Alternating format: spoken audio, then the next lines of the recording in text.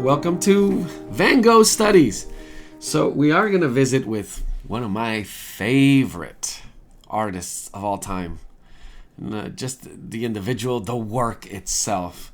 Seeing a Van Gogh in person for the first time is one of those memories that you'll never, ever forget. And once you get to know him and revisit, it just gets more and more. You see the passion. You see the intensity of the feeling that we're supposed to kind of look for and achieve. There's a love to it, a love to the work. But we're going to start with just a quick, grabbing a little sheet of sketching paper, your sketchbook, any type of paper, whether it's a pencil or pen. I'm going to be using a little bit of charcoal, a little charcoal stick here. And what I wanted to do is, first thing we're going to look at is how we're going to approach our drawing. I want to go over this. Some of you may know it already, but I want to touch on what negative space means. So I have an image on screen right now, and some of you may have seen this before. What we see here is a white shape and two black shapes. Now, if you look at it, what I see immediately is two faces, two profile faces looking at each other, very symmetrical. So the black shapes that my brain, my perception, my senses read as profiles turn the white space or the white shape into space. And some of you may have seen that as a vase. So this is the face-vase illusion. And it's incredible for your brain to be able to just switch it on and off. Because you could see both. You could see the faces or you could see the vase. The key here is when you look at the faces, notice that the vase turns into space, the background. But when you look at the vase, then the faces become the background. And that is all we mean by positive negative space. I'm going to switch it up so you could see it in reverse. And now, wow, okay, if it's easier to see the face, the space as the white or the black, the key thing here is to see that your brain has that power, that capability of switching on and off, being able to read, interpret shapes, and make that the subject of positive or negative space. So what I want to do first here with a quick exercise, and I hope all of you have this image as your reference. I'm going to just put it up here a little bit smaller so we could still see it, but I want you to work from your reference. So I have an iPad here with the image in front of me.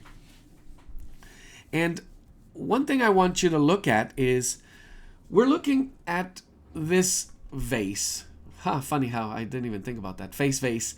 So for example, the edges and the contour of this drawing. And I want to show you something really quick. So if everybody's here with me, grab your pencil on your paper, and do you see the handle of the vase? I want you to draw and pay attention to how we're going to try to sketch out the silhouette of the rest of the flowers and in this drawing, in this painting, I'm sorry, to just go ahead and focus on the shape of the space inside of what we would call the handle. And it looks something like this. Now, there's smaller little angles, curves, sharp edges.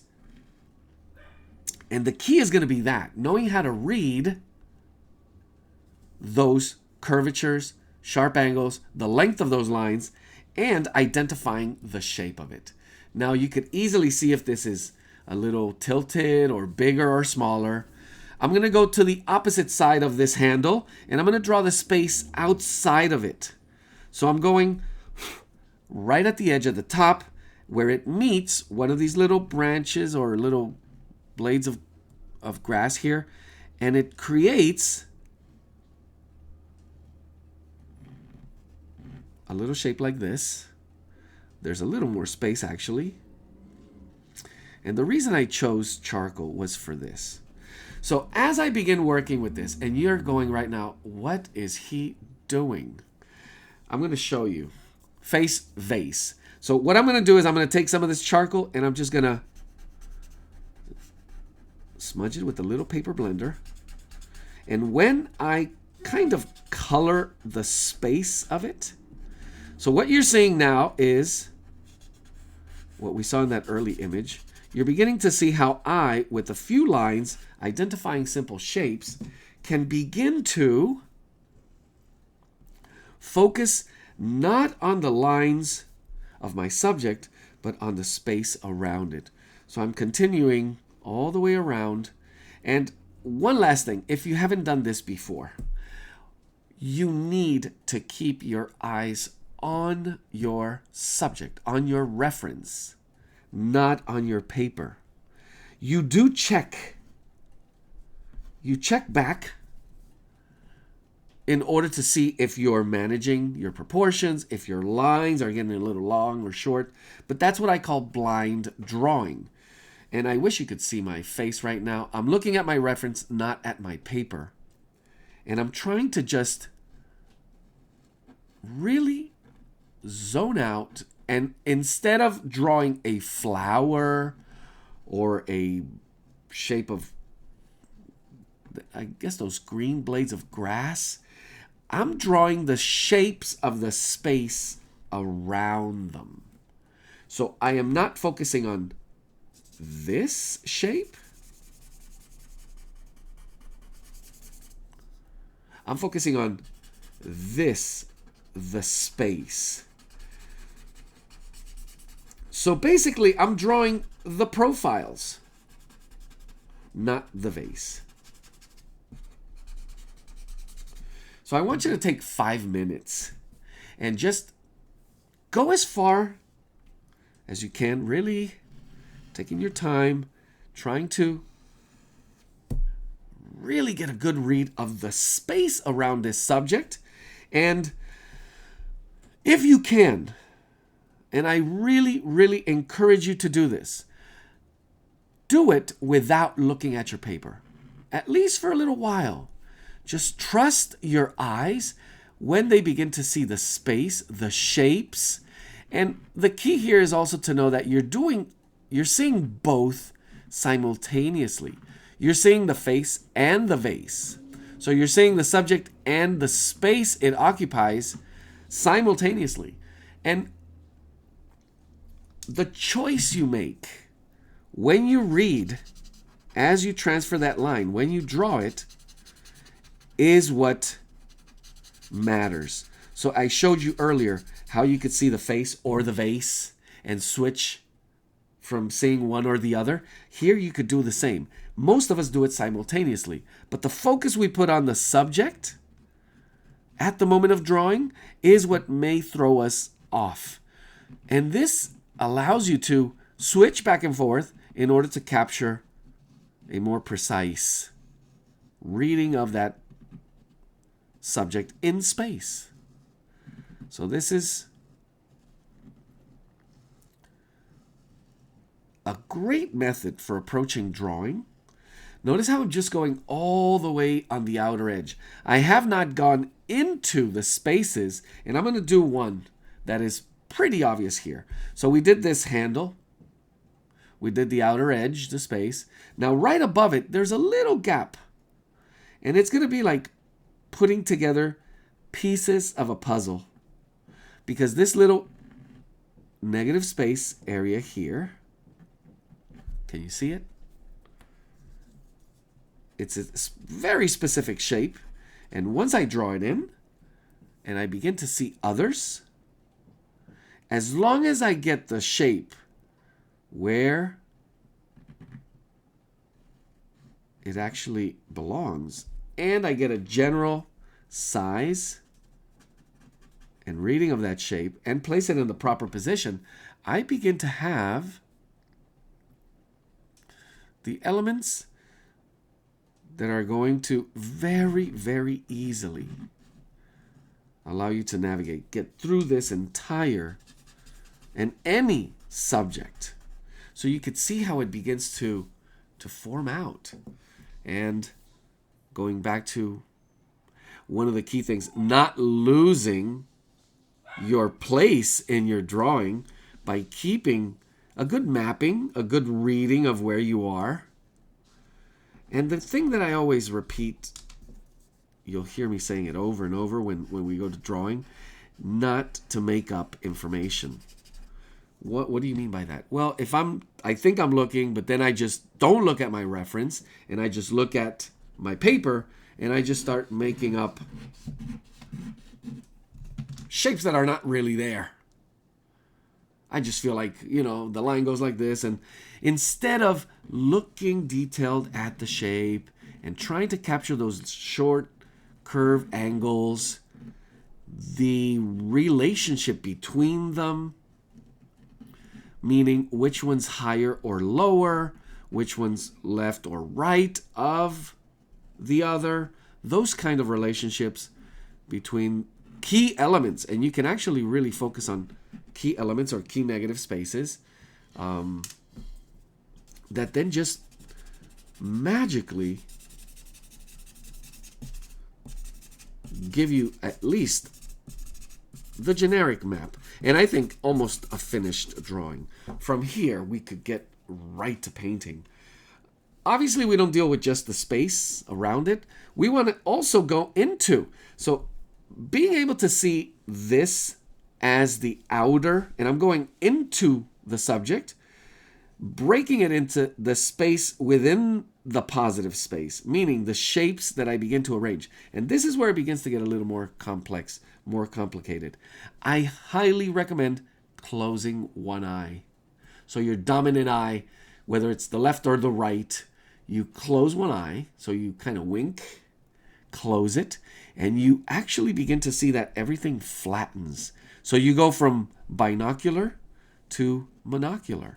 And that, what it does is simplifies three-dimensional shapes as you would read them, even on a photo, on an image, on a reference.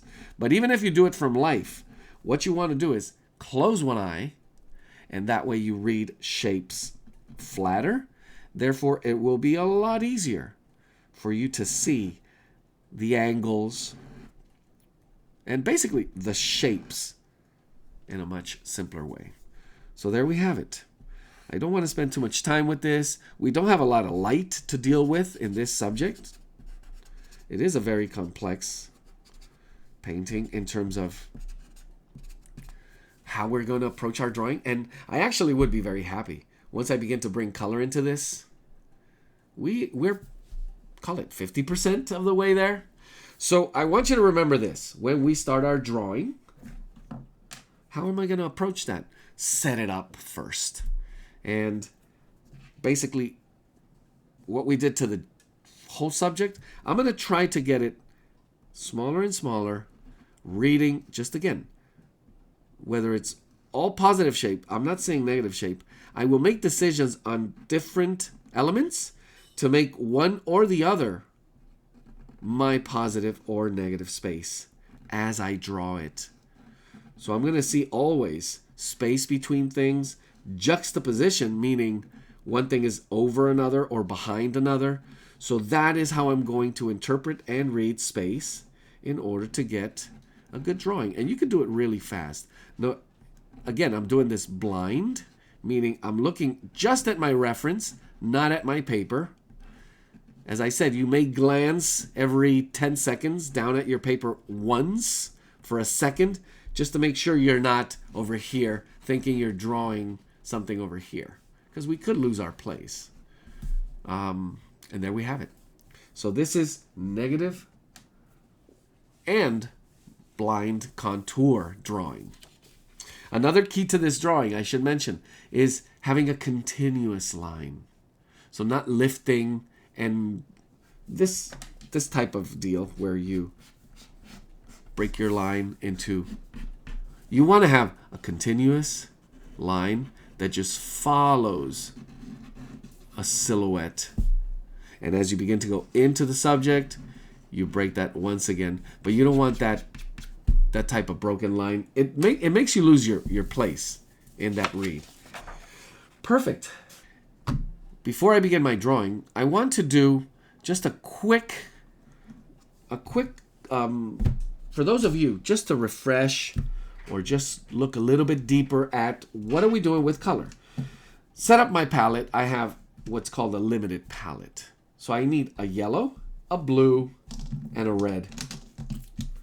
Obviously, we need a little white.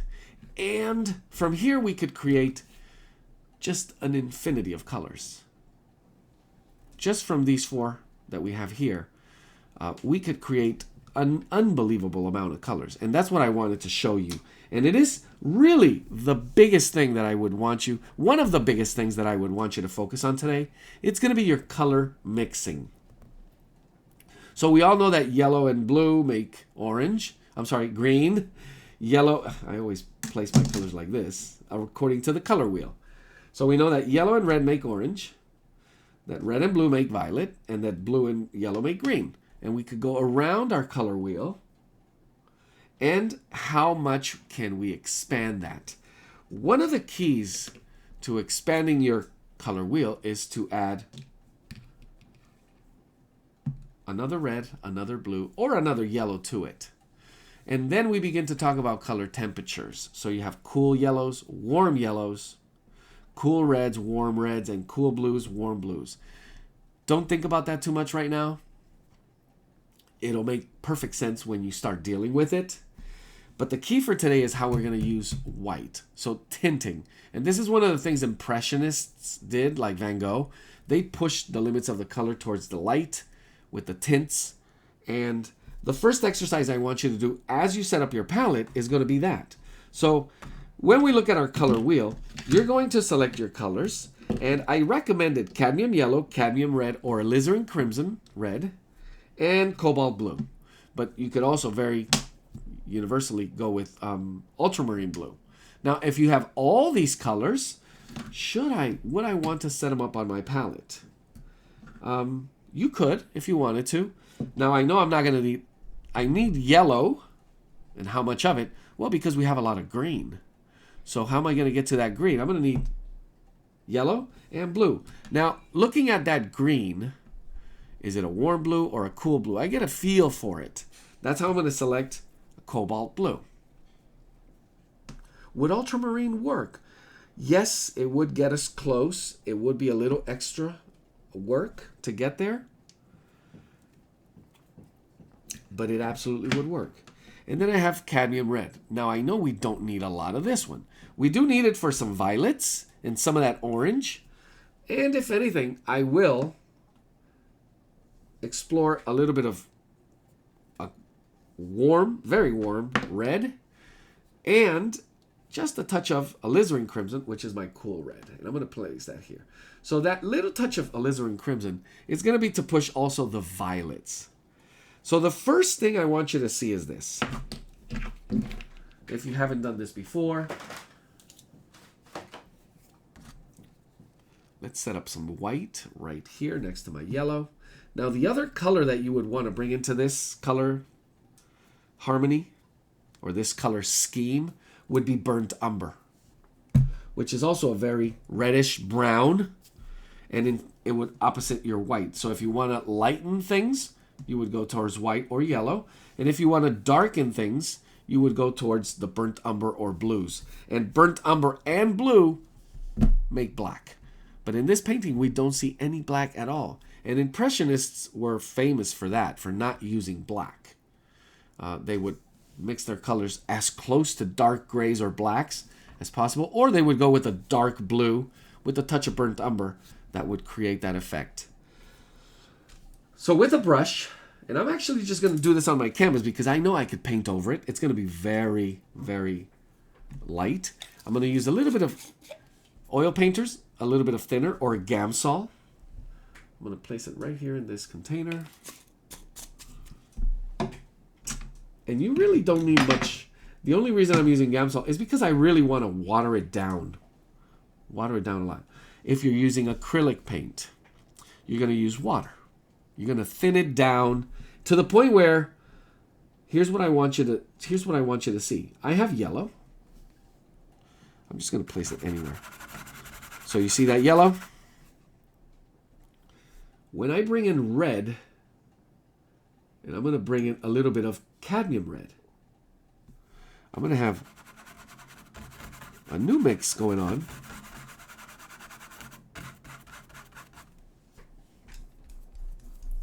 Need to have my paper towels ready. So you see how I just made an orange. Now let me grab a little more yellow and play with a little bit of just creating a lighter shade of that yellow. And notice that the more yellow I add, the temperature of my color is going to change. Now if I went closer to the red, the temperature is also going to change in that direction. So begin just with 2 colors we created, 1, 2, 3, 4. Just by shifting the ratio of the color mixture. This is the key to your painting. What I wanted to show you, in case you haven't done this before, is I'm going to clean my brush as best as I can. Make sure we don't have any of that red or yellow in it. But I am going to grab a little more yellow. Same, cadmium yellow. And instead of cadmium red, I'm going to go with alizarin.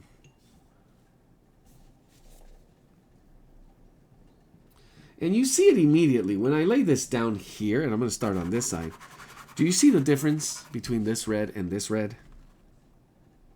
I hope you can.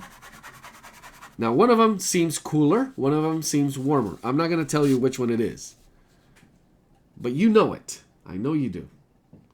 And now I'm going to mix an orange version of the mixture of these two. So see how it affects the color? So yellow and red don't make the same types of orange. You can actually create variations of warm and cool colors, mix them if you had a warm yellow and mix them with 2 different reds. You would also have a completely new set of oranges, or what we would generally call oranges. Last thing, I'm going to grab a little bit of white and I'm going to just mix it right into this area and pull it towards this side. So you see what happens to that color now. It becomes a lot lighter, almost like a skin tone, which is how you actually, if you work portraits, this is the range you're going to be working with mostly in that spectrum. And I'm going to grab a little bit of white and take this one the opposite way. So this is what we call tinting. When we add white to any of these colors, and I'll do it a little bit to the yellow as well. Notice how that color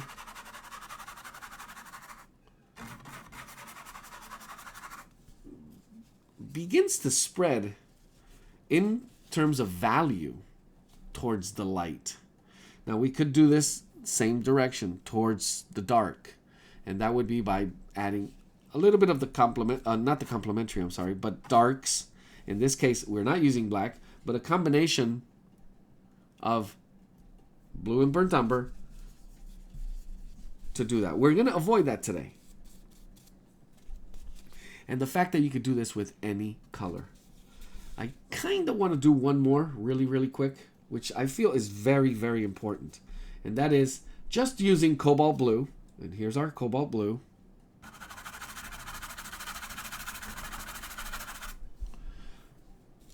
To touch it with a little tiny bit of white. And all of these I'm just really watering down with Gamsol. You could see how light. So notice what happens to the color the more white I add to it. And the other thing is I'm mixing on the canvas. I'm not mixing on my palette. Usually I would mix this on my palette, then bring it onto the canvas. But you begin to see the range just by touching a color with white and tinting it, making it lighter, shifting the value of the color before adding any other color to it. One last demonstration here. Cobalt blue. And cadmium red. So let me go from the outer towards the middle. The ratio of these, we should expect a purple or a violet. I'm just going from one side to the other. Maybe there wasn't enough blue. But you can begin to see how, okay, yeah, there's a sort of a purple, violet. Not the one I would want to use. Let's do another sample of it with cobalt blue right next to it.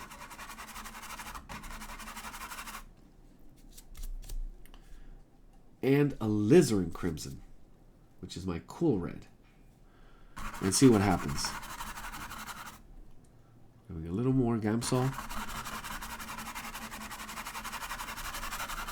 Do you see a difference? One is deeper, cooler. One begins to get warmer, and some use the word muddier. And the reason why is when you're using cadmium red and cobalt blue, you're using a warm red with a cool blue, meaning the warm red probably has yellow bias in it. So you're mixing all three colors. When you mix all three colors, you begin to go towards grays and blacks. And I'm going to do that last thing when I bring cobalt blue, alizarin crimson, and now I'm bringing a little bit of yellow right into the mix. And you begin to see how some wants to turn orange or green depending on how much blue or red is there. But the ratios, once you begin to get the ratios to a point where all three colors are evening out, you see how it begins to turn almost into a black. And we did that by mixing the three primaries. Okay. I need to do this now, which it was just an exercise, and I would encourage you to do lots and lots of mixing practices where you are testing all of the colors that you arrange on your palette in terms of color combinations and how far you could push those color schemes, the spectrum of those colors, and then add white to it, which is the tint, add black to it, or a combination of a mixture of blue and burnt umber to create that black, to go to the shades, getting to know your color wheel and how you can really push the range of the hue. How many more oranges can you mix from this red to this yellow? In this case, we have 3. Can you push it to maybe 5 or 10? And then inwards, can you actually tone it down with the grays and the blacks and tint it with the white? So expanding the color range and your color mixture, crucial, especially when we're looking at Van Gogh. So I'm just going to wipe this, and that's actually going to work, believe it or not. It'll be there. So I'm using a little bit of Gamsol. And I'm actually going to ask you to do this. If you didn't do it on your canvas, that's fine. What I do want you to do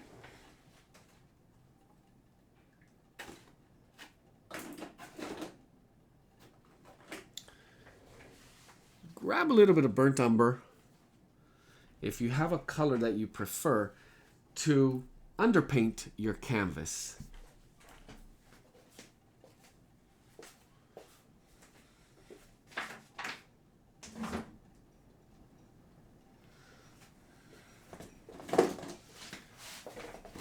Here we are. So I have a little dab of burnt umber. Place it right here next to my red. Not much. I'm going to grab one of my bigger brushes.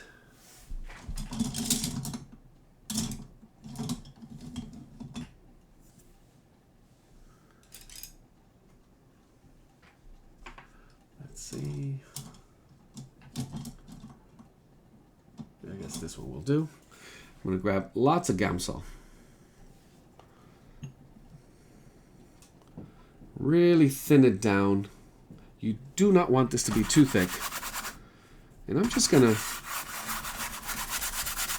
apply it very, very loosely. So what are we doing here? Believe it or not, there's this yellowish orange tone in the background that really, really helps bring out the colors that we will be applying for our vase, for the background. I'm going to apply a little more over these areas of color here. But this is one of those techniques. You don't have to do this. But I would love you to test it. There we have it. So there's my canvas. And some of you may be saying, whoa, that does not look appetizing. It looks too messy. You could actually wipe this down even further, making it a little bit lighter. And also to help it just dry a little bit faster so we can get to paint and not have the paints mix. Because it will take just a little bit for this to dry. But if I wipe a lot of the excess, notice that my canvas is still primed. And this is what we call just an underpainting. The first stage of an underpainting. We haven't done anything else to it.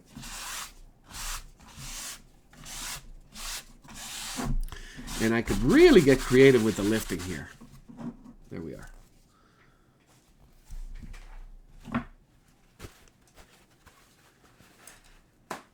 So we have our palette set. We have our canvas ready. Next stage is going to be drawing it. Now, I used charcoal earlier. Vine charcoal. If I were to do my drawing on my canvas and then do an underpainting, it would just wash it away. So if you figure out a way to draw with a material, in this case, I'm using a charcoal stick, that can actually hold over this underpainting, that is what you would do next. You would use, I don't think pencil will do it, vine charcoal, a charcoal stick, a charcoal pencil, something that also doesn't repel the oil.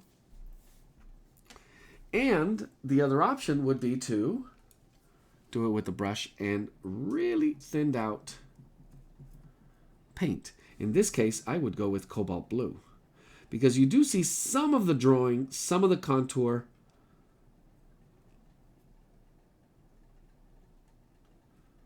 Some of the edges of some of these lines that were drawn with the little blue line. Now the question is, did he do this before or did he do this after? So before we get to that, I want to show you a few of these, and I'm going to just go really large in case you don't have that reference right with you. Looking at the general, meaning the size and the composition, look for the edges of the subject at the bottom, at the top, at the sides, and how close the subject comes to those edges as tips for your drawing. I also have some of these, which are close-ups. And I wanted to show you these now. So you see the edges. There's a little drawing, there's a little space between the background, the edge of the subject. In this case, I'm looking at flowers and some of the blades of grass. So it has a darker edge with paint inside. The question here is, did he draw it first, then color it in? Or did he paint it, then outlined it? I want you to make that decision. And I'm going to show you my process according to what I've read and seen that most likely was his technique. Notice this one as well. I was talking about those blue lines.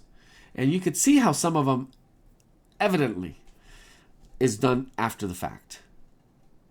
But the key is to see how some of those lines can actually improve, set you up for painting, and then be left alone. For example, look at the handle of the vase.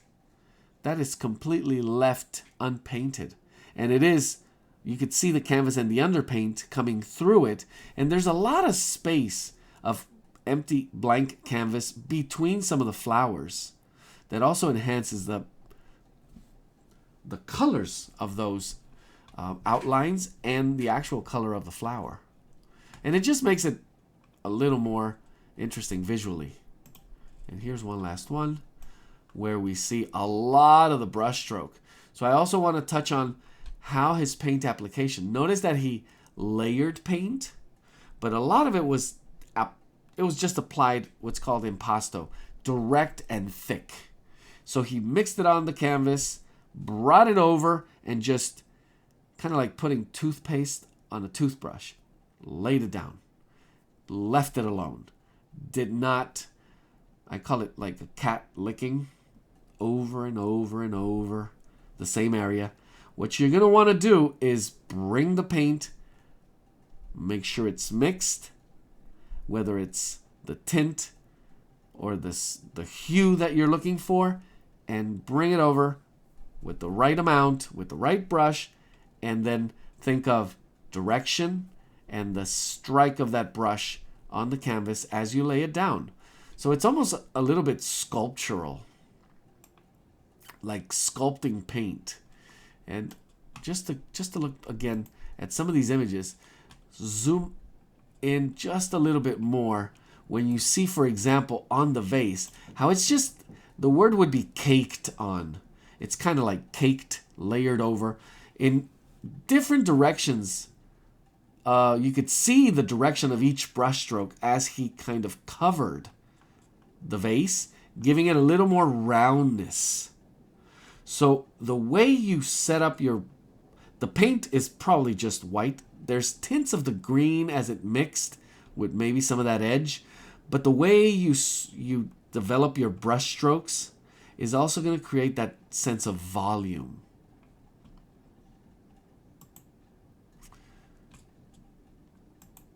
And then here, one last thing too, is how some of these little brush strokes get smaller and finer and tinier, and reading the color of it, the space between them, and then just a nice little sharp touch. That's how much detail you need to do. When you consider that detail, look that it's not refined. It's just in the making sure you have the right color, you pick the right amount, and then just place it in the right direction with the right technique. So that is going to be what we're going to be looking for today. And one last one here. There we are. As I just set this up way up here and begin painting. So you could do either or. Just set this up a little further. And maybe one of the better ways, if you're not feeling, I don't want to say confident, to begin, look for a little piece of material, charcoal, that will allow you to just do the drawing like we did earlier. As a reminder, what we're looking for is negative space. So just do something like this. Transfer that contour, the silhouette, the outer edges. And if you don't feel comfortable to do that with a brush and thinned out paint, like so, and this is what it would look like. It does take a little bit of practice.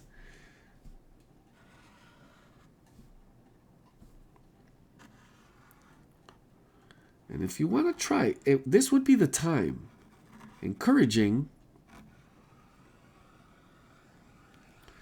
to experiment. Make it as thin as possible. And one thing is, you could always wipe it down.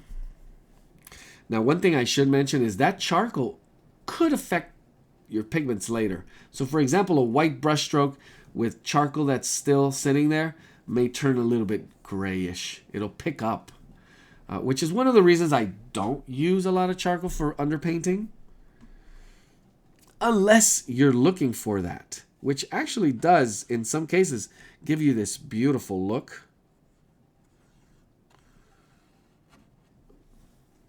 When it's not accidental, but intentional.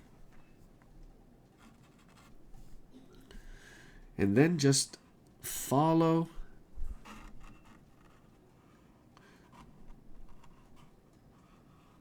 and you want to make sure you get a good sense, and it may not be identical. We're using this for inspiration.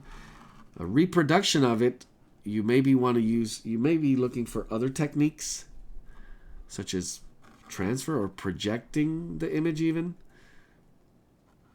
But I'm beginning to get a sense that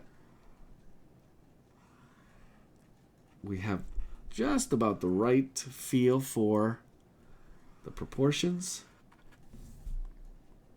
So notice how I'm just going on the outer edges, really focused on that space, negative space.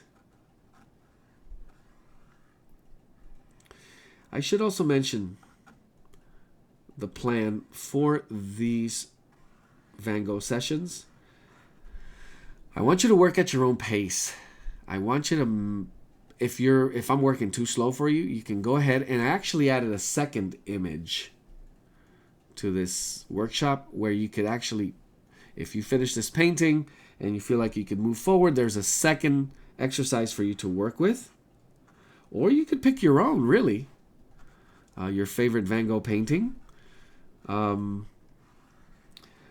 I'm thinking that this painting could take us at least today and next week, and maybe half of next week to start a second painting that may get a little more complex, and you could take away and finish on your own if we don't by week 3. It will be really a matter of just personal pace, how you like to work. I'm beginning to get a sense that I'm losing my space here. Sometimes it is something that scientists have been investigating and theorizing about, where when you deal with negative space, you shut down language. You have to. Space and language. I think they actually bring that up, which is why texting and driving is so dangerous, because you're dealing with moving objects in space at speeds and then shifting your attention to language, which is your left brain, and obviously slows everything down. Here, when I'm talking, I feel I lose my sense of space. Knowing how not to lose your sense of space, reading of space, and being able to shift it to where you need your attention for specific areas, specific elements. Notice how I went into the subject, reading the outline, the negative space of different elements, in order to just get a better sense of proportion. But it begins to look like the thing. And you get a sense of satisfaction if it's going like you feel it should. And then you continue. If you need to make adjustments, knowing how to not wait too long. And the beautiful thing about this piece is how those negative spaces interact with the sharpness of some of these colors. So you want to be refined. I'm just going scribbly over this area because I will have to get more specific, and I don't want to do that at this stage. Knowing I'm going to be painting over some of these edges and dealing with a lot of these zigzaggy, smaller brush, contrasting color areas of negative space. The more complex your subject with inner negative space, usually the more interesting visually.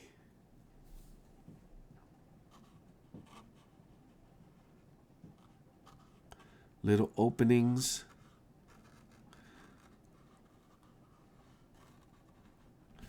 I think actually one of the reasons for that is trees. when you have all these little sky openings, which is also why it's so hard to draw trees. But visually, they are just inviting all that negative space and the reading of it. Here we have something like that, with the opening and closing of spaces, the overlapping. And some scientists say that it's one of the best things for the brain. To go for a walk in nature, you activate so many mental processes that I believe are related to that. Have to be.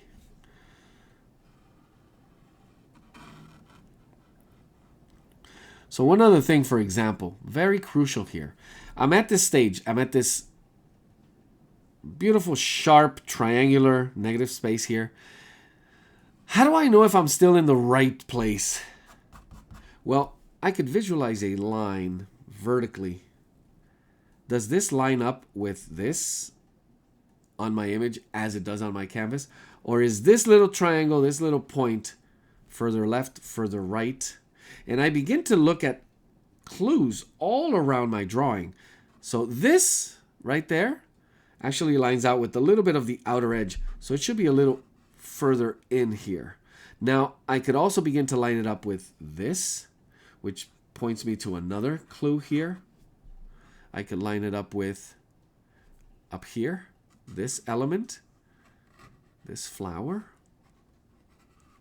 And you begin to kind of triangulate all the way around your image,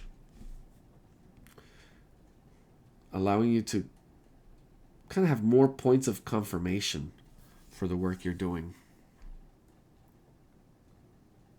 I'm going to bring in some of this here.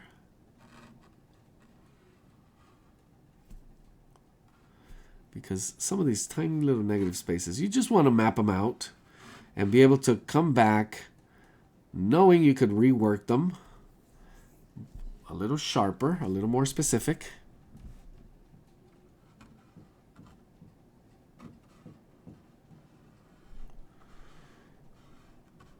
And really just break them apart into kind of like puzzle pieces. And that little piece of the puzzle that fits just right there perfectly. What other clues does it provide for me for the rest of my image? There, I just connected a big area of concern for this, which eventually will be kind of a focal point. Just that line, how it drops right into the white vase.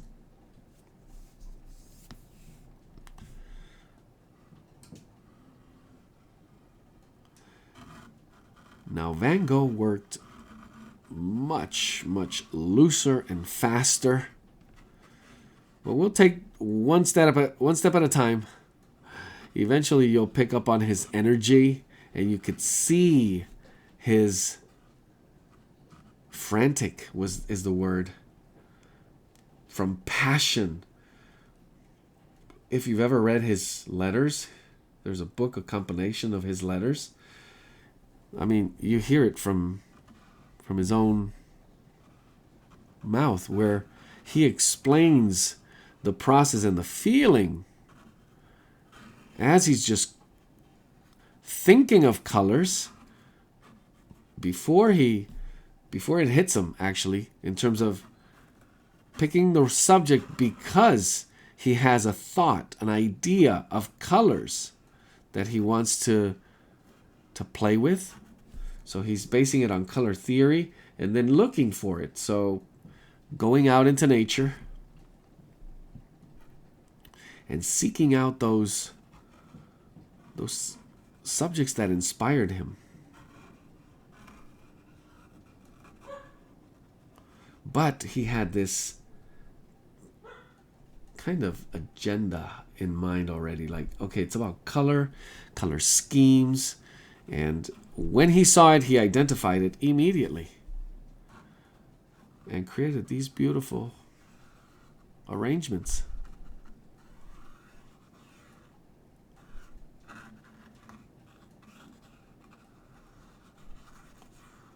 shifting a little bit here, proportion to my canvas, because I believe this canvas may be a little more rectangular. So setting your proportions for an image, as you prepare for it, as you study it. See, these go way out further wide, so I'm going to have to edit some of them. And you can do that as you shorten an area.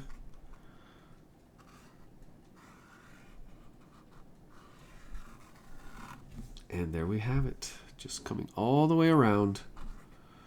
And you may be asking, well, what about all this in here? We're going to work piece by piece.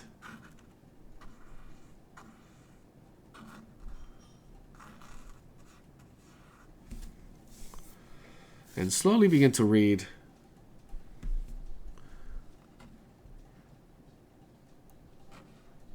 For me, it's about identifying the major outlines, but really nailing down that negative space in and around, especially in. And it just really comes together. Look at that. It's simplifying the way you see it.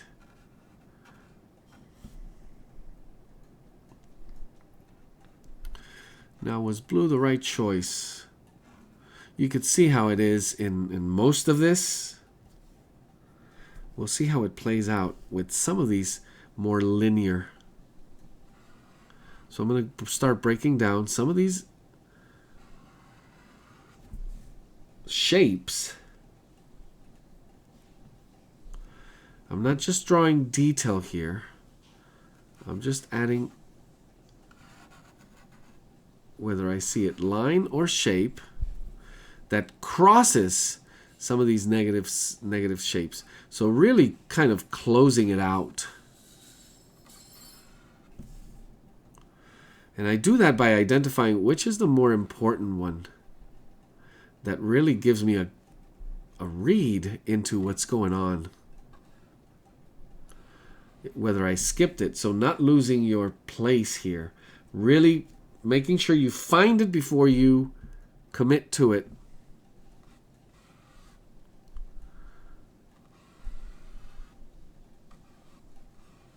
What I said earlier about making up information.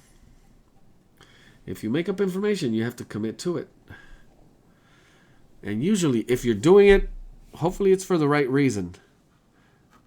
Because you see that maybe the way that element is working reads a little bit better. Not because, whoops, I guess that's how it's going to be. Kind of accidental. Because it will show. It will show. And usually that we don't see it all the way until the end, but we could have done something about it. So your mental approach, that patience you show to stop, read, look, analyze, sketch out separately if you need to, and kind of strategize.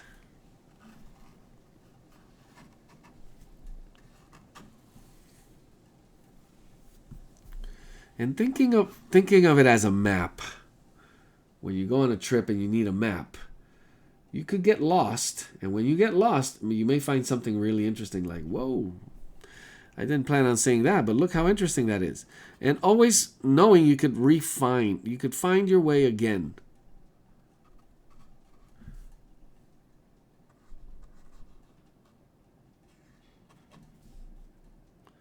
But some of us are a little more stubborn. And we'll just keep pushing. And then you're, okay, I'm really, really lost now. And we usually wait way too long to kind of stop.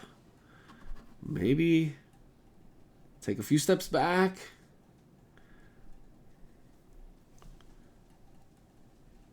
And rethink it.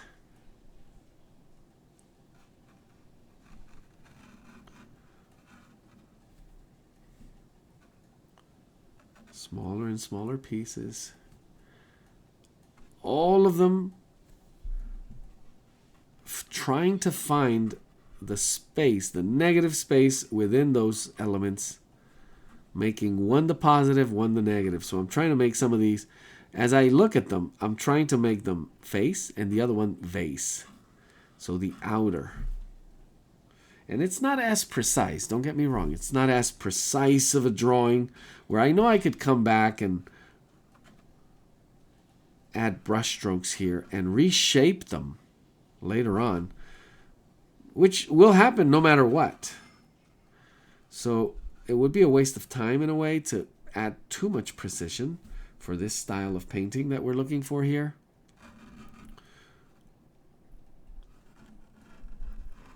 But a lot of this is happening blind, meaning you know it, looking at your reference 90% of the time minimum, 10% of the time at your canvas.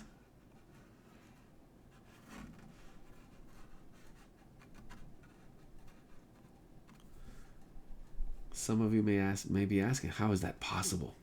You have to try it. You really have to try it. And I do have exercises for that, specific for that, that will give you the confidence to know that, oh yeah, I guess I can do it. Because if you've never tried it before, it feels awkward. It goes against everything we've been doing usually.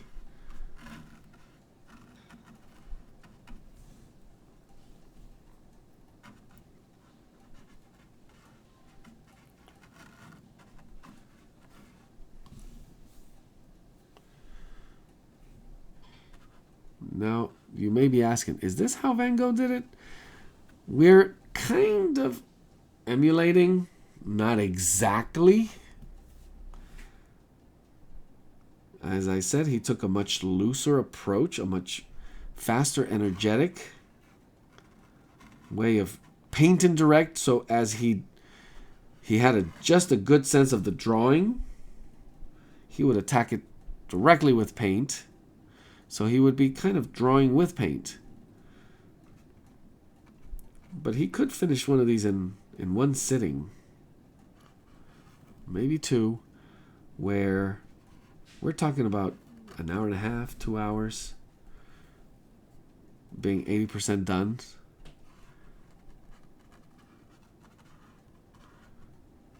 Generally speaking, more like 4 to 6 hours, which was a full day. But he would do it all day, every day. And, big difference, he was working from life. So when you begin to do this with a live subject in front of you, it's all going to make more sense, even more sense than it could right now.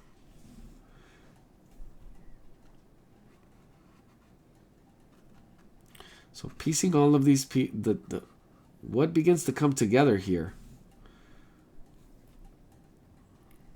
Here's where being really careful not to just fill in and add information, because it's really broken. Lots of elements. You might be better off not doing this if you're not sure. Just leave it blank and then work your way back into it once we begin to add the color.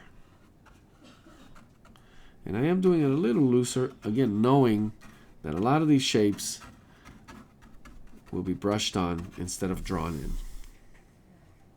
And I think I'm ready. So there's my drawing. Overall, I take a look at it and I say, yay. I can start painting.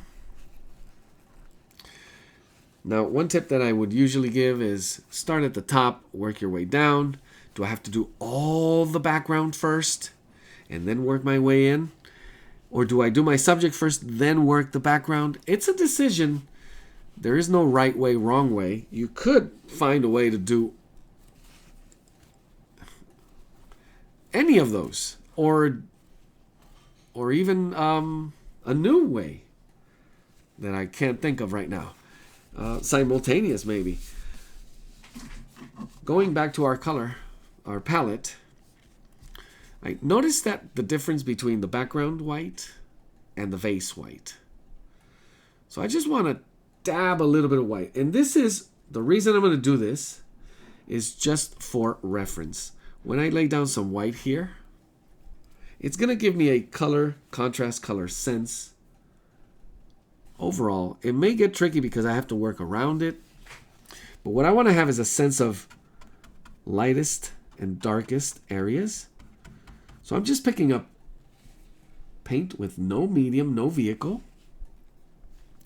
Now, if you're working with oil and you do want to work with vehicles, here's where your linseed oil, your liquid, your painter's medium, Gamsol, and all other vehicles that you can find are used for a specific reason. In this case, you want something gels. Obviously, there's lots of gels that thicken your paint. So I think that's all I need. Just, you immediately see how everything else, starts either coming towards you, receding back. It's not the same white as the background. We need that background to be just a little bit. So the tinting, remember that early tinting we did? Hoping that this paint could actually mix with the background, I'm going to test that and begin to notice the brush strokes that Van Gogh used here. Remember, they're thick, so there's going to be a lot of this. There's going to be a lot of brush it, go pick up some more, brush it, pick up some more, lay it down. Now, what I do want to see is that mixing. The other thing I'm noticing is a lot of the brush strokes were vertical. So this is way off. Notice the contrast here. There needs to be a little bit of I'm reading it as a pinkish or yellowish.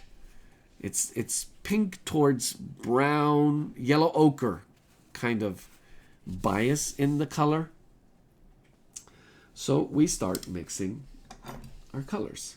I'm going to grab a big chunk of white. Maybe more than this. Maybe this whole thing is what I need.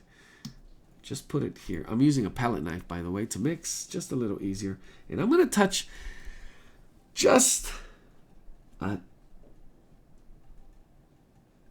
notice how little. If you could see that on my palette knife. Put it a little bit closer. That's how much red I'm going to start with. And I picked cadmium red because this is going to turn way pink really quick. So I don't want to go way past where I need to add more white. Already I could see the tinting of the color. So it's a nice, already has that shifting from white. I could test it. And it still looks way too close. It does have a little bit of what I was looking for. So I'm going to touch just a little bit more. Same amount. And we're dealing here with ratios. How do I begin to mix my paint in order to begin to get close to the color that I'm looking for? This is where all of your work gets done on your palette. So I know it's white. I'm talking about the background. I know it's white or near white. Was it towards the yellow, towards the red, or towards the green, towards the blue? So let me pull this back up for answers. We're looking at our image. Here I'm yellow at the top. So when I talk about white, white is the closest thing to yellow. It's the only color that is lighter than yellow. So when we look at yellow, white is above it.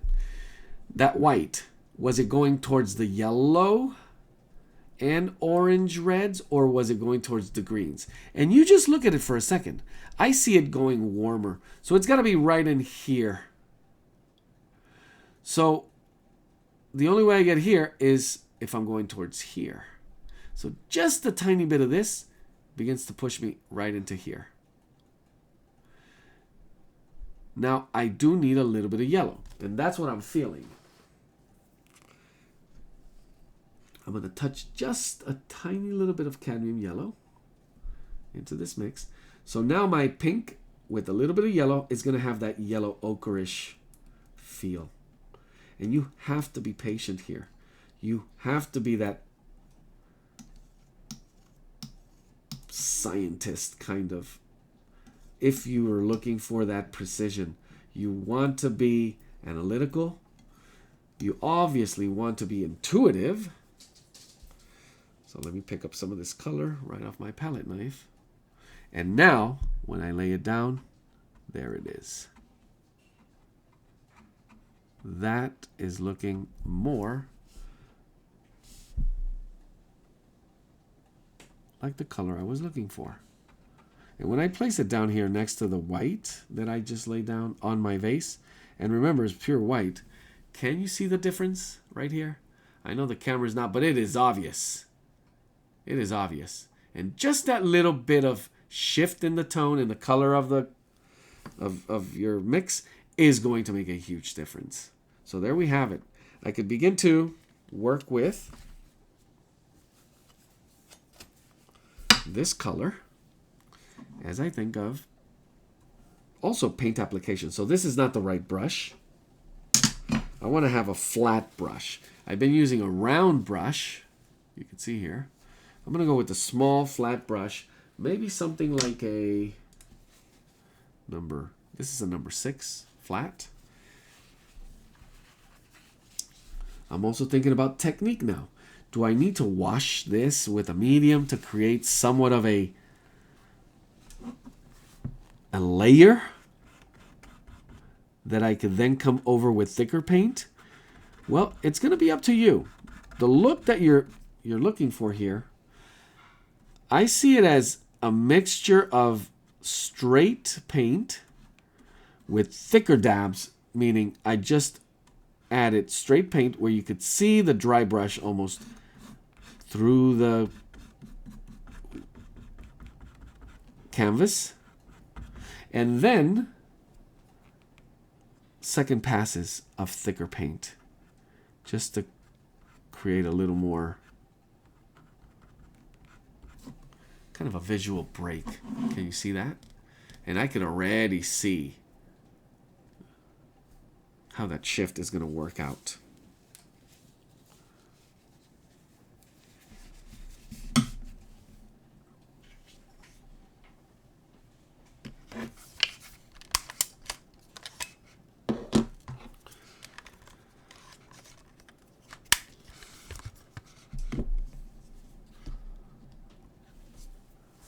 So here we go.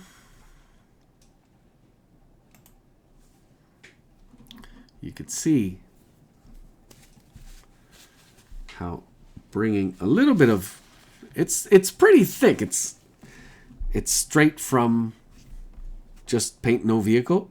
When I lay down thicker patches of paint, what kind of brush stroke, what kind of energy, pressure am I going to bring in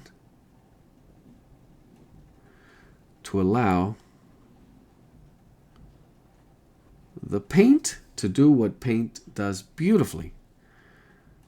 In this case, I want to create a little more volume.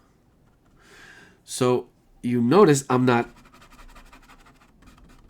dragging, rubbing, brushing hard. I could, and that's what I did it for the other sample in the top in the upper area. Where this paint gets thinner, it also loses, and it does blend with that bottom underpaint. But I could always come back and create little dabs, little breaks. Can you see that?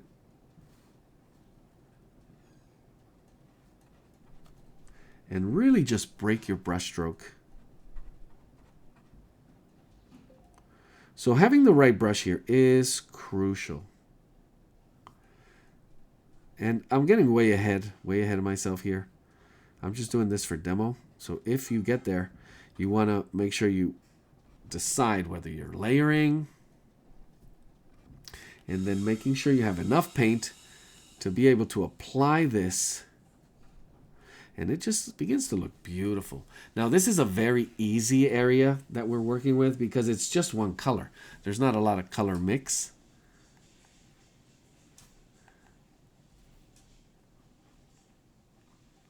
It's one uniform color. So in a way, I could see why you would maybe go with a little bit of a bigger brush and give it a quick layer of lighter value. And then come back when it's a little drier to add the impasto.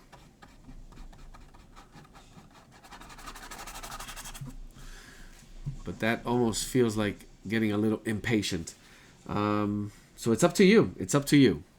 Do you feel like you need that layering? Can you benefit and see why you would leave some of that underpaint, that little bit of darker reddish color seep through? Is this working for you, or is this working a little better? Now, one question I get asked a lot is, how do you, if you run out of paint, how do you mix the same exact color? Well, that's why knowing your color wheel is crucial. And mixing, knowing how to get back to that color, is, I believe, what really makes you a painter. The way you handle your color, showing your color knowledge. It's no problem if you run out of paint, as long as you know how to get back to that color. Where did you start? How much of it do you need is a big one. Notice that I'm already running out. And I just wanted to do this small area because I was doing it as just a test of what is to come. Knowing that my brushes are going to get smaller and smaller. Therefore, my brush stroke is also going to be changing. And I also wanted to see if I should be working background first. And I have a feeling it's going to be kind of a simultaneous thing. In certain areas, it's going to have to be in and out of the vase to the background.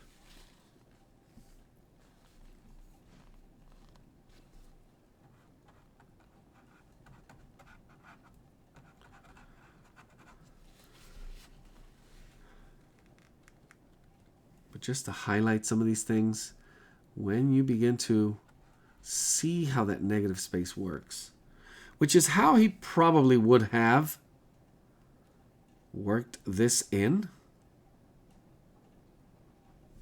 See, this is what I mean by not losing your place and adding a color where it's not supposed to go.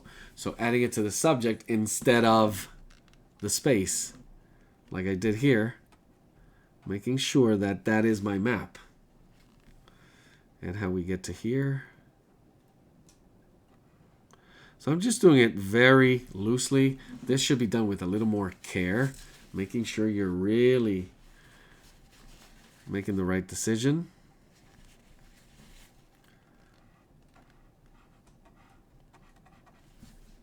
And that is how you handle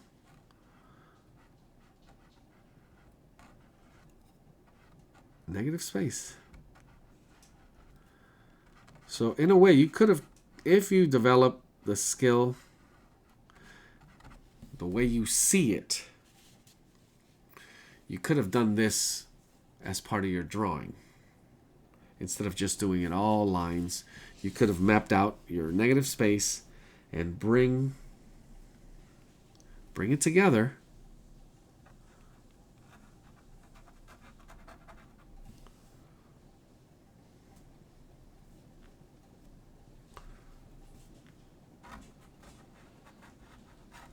Kind of like I'm doing here.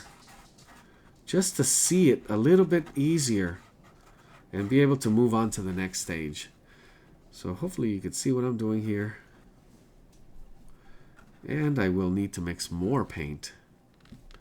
And there's a whole bunch of them over here, but I want to make sure I wait and be patient. So when I get there, I know exactly where I am. Gonna mix all of this white, finish up. Know how much cadmium red I added. Remember, the ratio is going to be crucial. And one way to prove it is going to be you test it.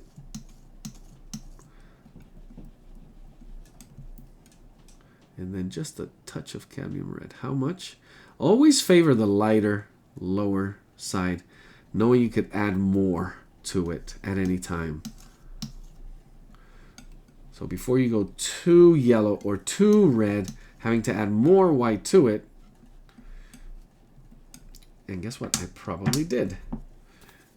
Just a touch. I need more white to pull it back. So it's a push, pull towards that color. Or push, pull towards that tint of color. So I'm going to grab a chunk of white here and see if this pulls us back. And white, obviously, because it's not the dominant color. It's a dominant color for tinting. But when it comes to color shifting, once it's pigmented, you have to add a lot more white to bring it back. Which is why white, usually you have to have double the quantity of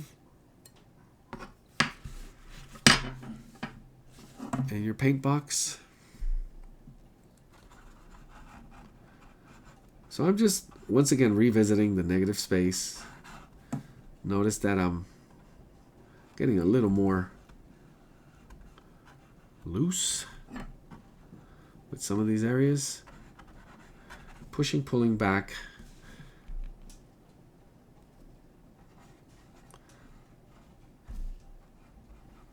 But I'm assuming you can see where I am in the image. If you looked at the area that I'm working in here, and you compare it to the image, our reference, you could see, haha, I know exactly where what he's seeing. Which is a great thing as artists. When you see what I see, when we see what Van Gogh saw, and have a reaction to it, and it's a good reaction, and it makes us want to study it more and feel it more and see it better. That's what it's all about. So we want to see what you see. And a little more beyond what you see. We want to feel what you're feeling.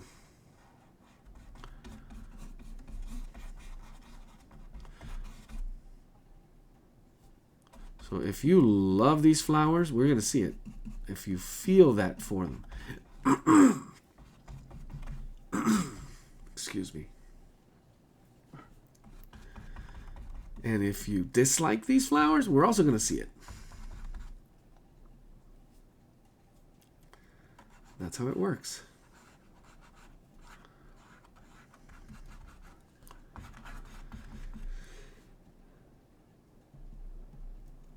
I'm adding a little more yellow, just a touch of yellow to this area here where it gets a lot.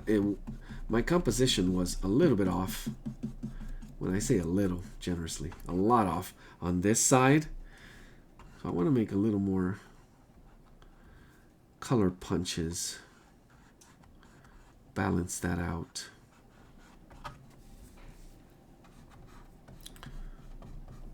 And the color was dead on. So that makes me happy. When you mix a color and you lay it down right over the previous, as you saw earlier, when I ran out, remix a new batch, and you lay it over the previous color and you can't tell, that's how you know.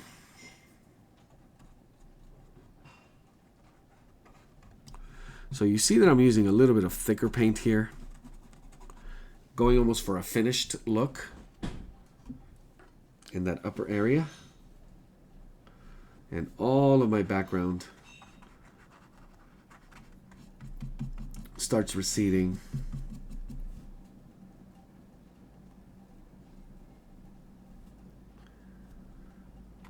Now some of this over here, I don't know if it's the color contrast, but it looks a little pinker or pinkyish. There's a little pink bias to it. So I may reintroduce a little more alizarin crimson to this mix and just push it more towards that pinkish hue.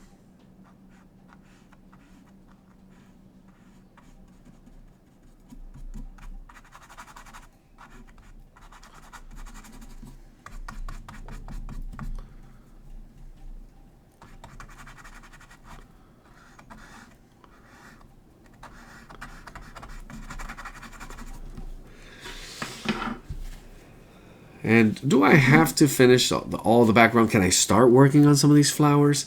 You should. You should. And I should now begin to explore the color combinations. So I may start, because it's a little less, I may start doing it just with a brush. So I'm going to a smaller brush, and this one is going to be a flat. Number 1. Notice how much smaller than the previous. If you could see that. Because I'm going to start getting into some of these finer details. So we have that blue, and for the most part it's cobalt blue. I want you to get really, really friendly with these colors. So beyond acquaintances, I want you to make them your, not just friends, but best friends. Where you know how they, you know what to expect before they even know it. Where I could pull a little bit of this blue, cobalt blue, and I'm going to push it just a tad to this side and may just touch it with the tiny little bit of alizarin crimson. So I'm going to get this violet blue here. You see the difference? It actually darkened a little, but it also got warmer.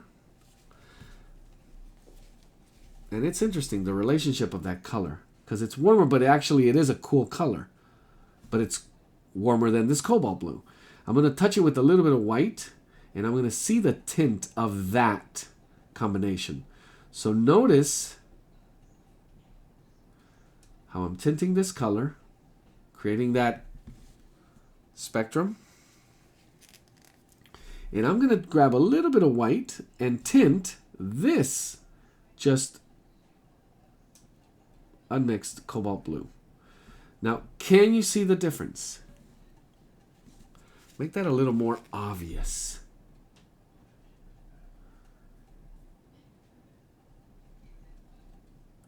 A little more tint to it. It is crucial that you see the difference here. So, I have cobalt blue, tinted it with white. I have cobalt blue, touch of alizarin crimson, tinted it with white. And we have two completely different, they're the same color, just a few shifts in the color mix,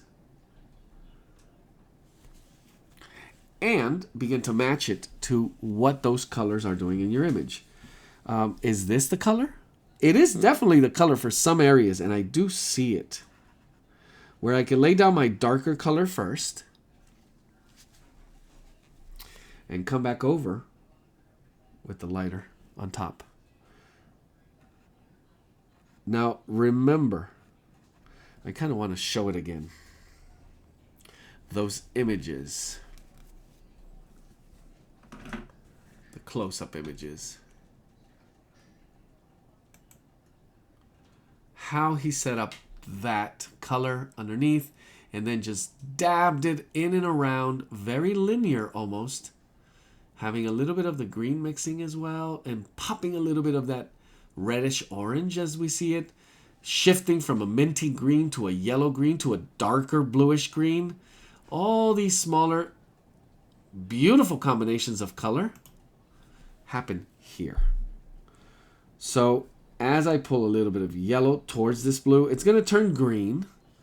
It's going to maybe create that minty green that I was just talking about. Having another brush ready for this.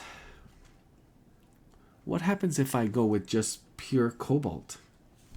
Do I see it anywhere in my image? I think I see it right at the edges.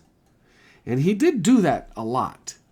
He did use primary colors with very little mixing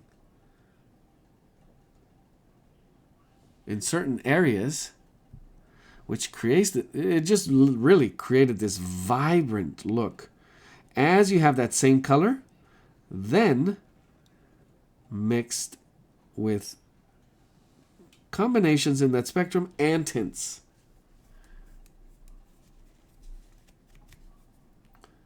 Just finishing this edge here where I saw a little bit of the cobalt, and you could see how it begins to mix with the white.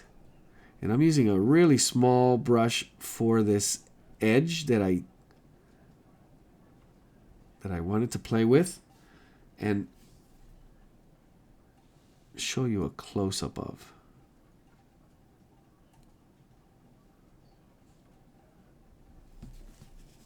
So you could begin to see how one little change and that's right over here. Right over here. So I know the color doesn't read as well on camera, but there's a big shift here from the white to the edge of that blue, and it was just cobalt blue. And as the paint mixes on the canvas, it creates that a little bit of volume, extra volume, with that tiny little shift. And it's really, really very tinted blue, meaning it's almost white. It almost reads as white, but you can actually see the difference. And that little bit of color combination. Oops. That is what's going to do wonders to your image. There we go. So I have 2-3 brushes in my hand, and I want to begin to explore which is the next color that I should explore, mix more of, without rushing through it. I'm going with this color combination, just tinted cobalt, going with a little bit darker, and now I begin to, I'm not painting flowers here, I'm painting shapes of color. And that is the ultimate secret. Class is over. That's it. You don't paint things, you paint the shape of the things. Because you got to realize that you're not painting a flower. You're painting an interpretation, a representation of how you interpret the shape of that thing. And the shape of that thing has a color. You painting a shape in a specific color. And then you realize, well, it's all about technique then. Yeah, it does have a lot to do with the technique and the creativity of you using interesting techniques with interesting shapes and beautiful colors. And that is all there is to it. Sounds like a lot, but it's not.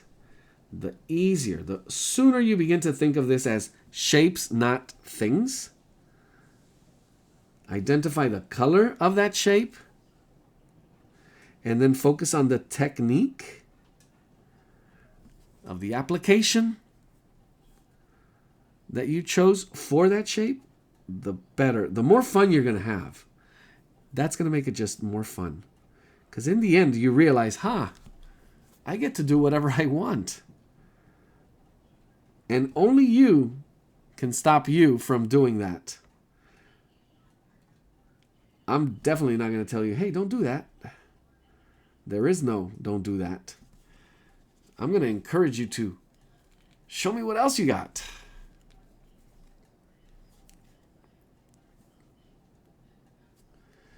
So all the magic begins to happen here on your palette as we mix the color from the palette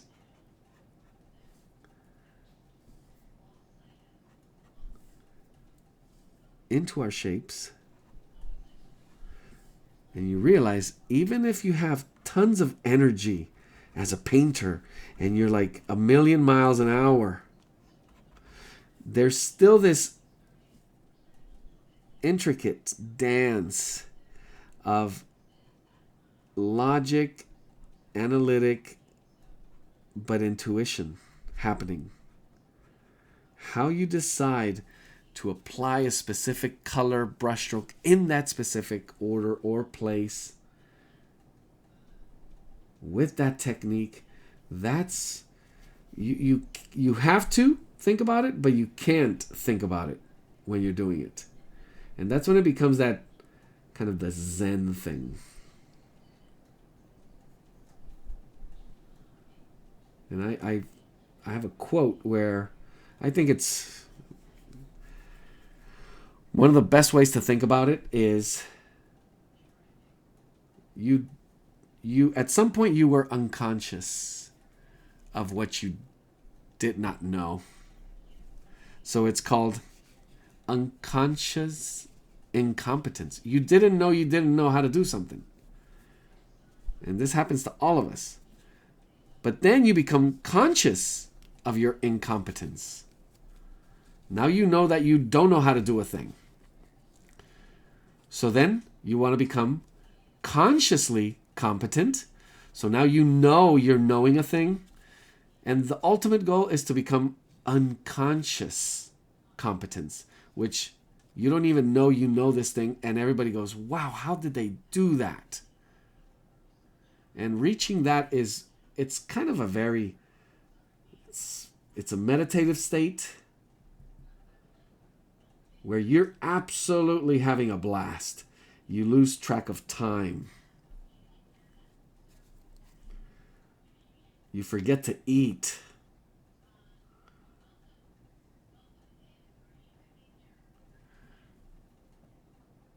And it just all makes sense.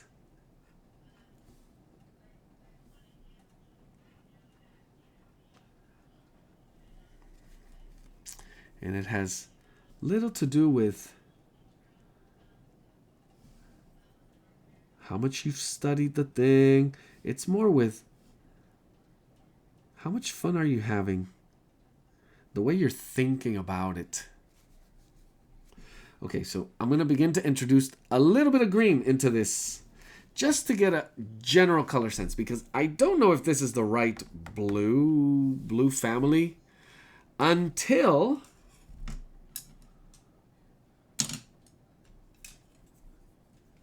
I bring in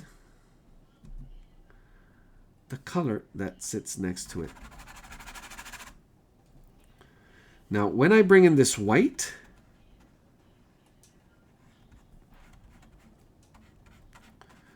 notice what happens to that blue. All of a sudden, we see the relationship. We see what it really is. Because that's what colors are. Colors are relational. Or they just, how they relate. You'll never see a color that it's not next to another color. Think about that one. There's always a color. If you recognize it and it sits on its own, there has to be a shape to it. So it sits next to something else that has a color. And when you change one of those colors, it affects the way you see that same color you were just looking at. So if instead of white, I use black here, then this blue becomes something else, or we perceive it as something else. Here it may become a little duller, or because of the contrast of the white. When we place it next to an orange, it pops. When it places it next to a darker or a black, it becomes brighter.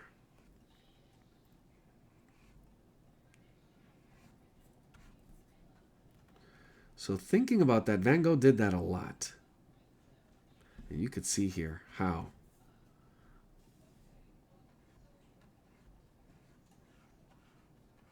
So I am adding just a touch of Gamsol, knowing I could always come back and give that extra thicker brush stroke as a final layer to this area. But I'm just really just filling in the space here.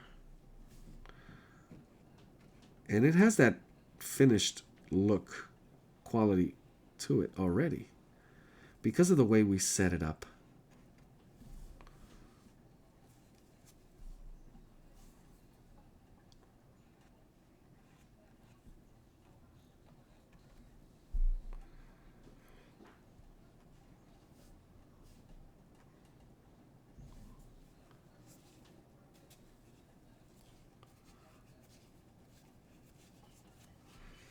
Bring it over just all the way through. Some of these light blue edges that were drawn as a line, or could be outlined after the fact. That's where you want to be paying attention. Do I do it now? Do I bring it out later? What goes first? So here I'm adding just a little bit of the edge of the white, and I do see an outline on the outer side of this part of the picture. And here I'm just adding, and maybe a little Gamsol too. So we're thinking about technique and just a combination of color that pops here. And how he edges it out on the other side, giving us a good contrast with the background as well. And you see how this is coming together here?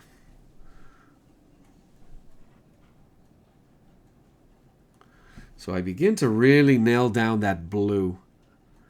Now that I have it coming together with all the other, and I haven't even gotten to the green, which I think it's going to be crucial.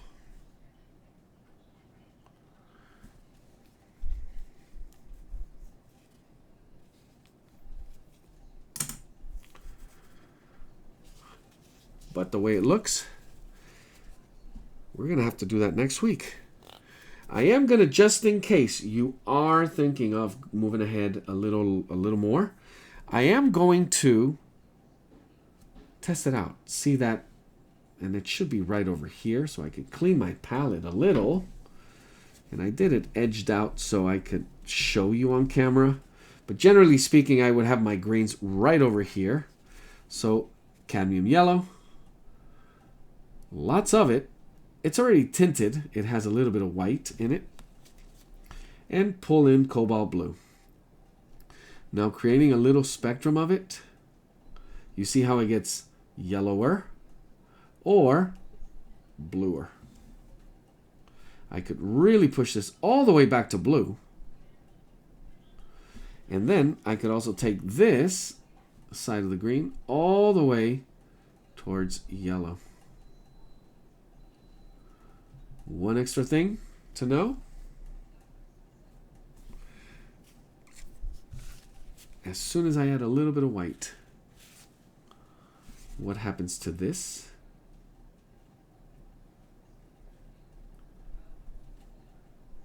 And what happens to this?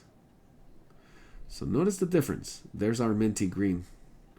That's how we got there. Can you see it?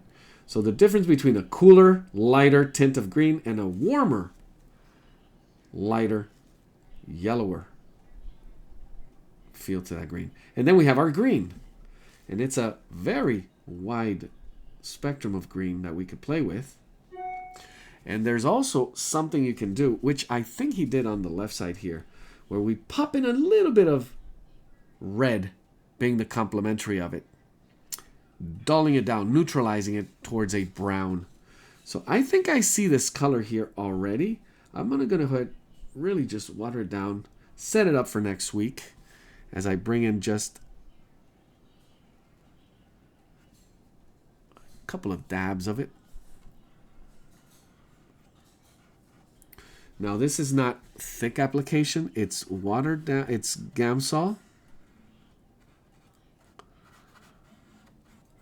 There's no mixing happening on the palette, it's the actual color that I just prepared.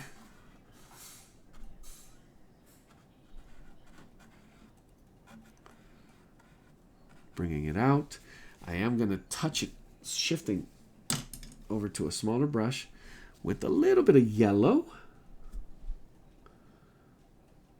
Just a little bit tinted with a little green here. And mixing it on the canvas in that same pattern of brushstroke that he has going on there. And also a little bit of, I'm not going to go for the pure white. I'm going to go for that background white mixture that I had here. It also has a little bit of that yellow in it. I'm going to pull in a little bit of green to this mix. There it is. And bring that over here to the side. Beginning to give it a little bit of light and volume. So you see how that immediately shifted. So you have to look a little closer. There's also a little bit of blue popping in right here. And it's not from the edges. Just cobalt blue. Mixing it right on the canvas. Creating a little bit of that darker overlay, the shadow, or the lines in between. Now I don't want these to be too realistic.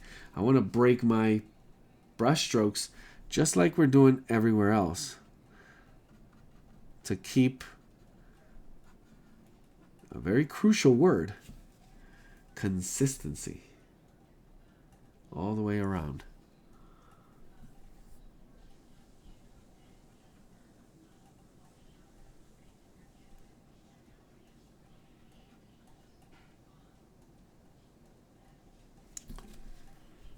So I hope you enjoyed it, and I will see you next week.